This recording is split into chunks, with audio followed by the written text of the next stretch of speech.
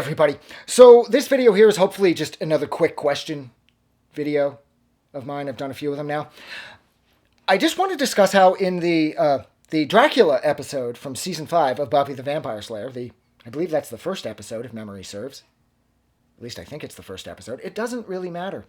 Of course, Buffy and the Scoobies come across Dracula, the man, and he's very cool, and he sort of takes over everybody. He has Xander becomes his emissary. He will be his eyes and his ears when he is not there, despite how he finds Xander to be strange and off-putting.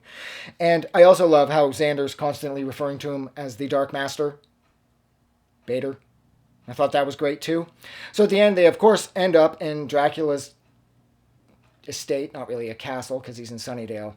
And Giles is left dealing with the brides of Dracula as they're trying to gangbang him and then turn him into a vampire. Riley had to knock out Xander, and of course Buffy goes at Dracula. But Dracula, as Spike let us all know at the beginning of the episode, he uses a bunch of gypsy tricks, smoke and mirrors and shit to be all magical. So Buffy fights him and it's all cool and it's fun and everything, and she defeats him.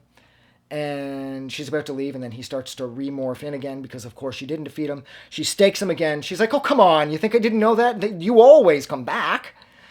And then he's gone, and then he starts to rematerialize again. And she's like, I'm still here. And then he disappears, like the smoke vanishes. Now, here's the thing.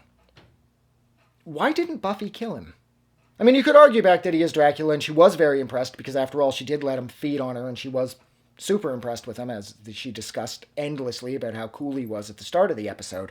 But nevertheless, he is kind of the big bad. You know what I mean? Like how Spike used to be the big bad prior to getting the chip in his head. As Spike said, now he had a trip to the vet. Now he doesn't play with the other puppies.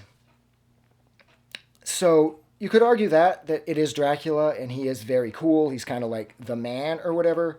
But nevertheless, he's still a vampire, so he's still a demon. And Buffy as the Slayer, it's her duty to wipe these things out. So why did she let him live? Did she let him live because she was still under the thrall of the Dark Master, Bader? Or did she let him live because she thought he was sexy, which is a possibility? Or was it just because the show really didn't have the ego to allow its lead, although given how important she would become in, as far as like pop culture and the history of pop culture, everybody still knows who Buffy is. They couldn't rightfully have her have a sign-off story on having Buffy kill Dracula. Dracula's way up there. And Buffy's right next to him, but Dracula's still higher. So maybe that's why. I don't know. This is just a question again. Why didn't Buffy kill Dracula? If you know, let me know. All right. I'm getting out of here. So thank you for hanging out for this for a little over 3 minutes. This is a little longer than I wanted it to be. You guys are amazing. I'll talk to you soon. Have a good night.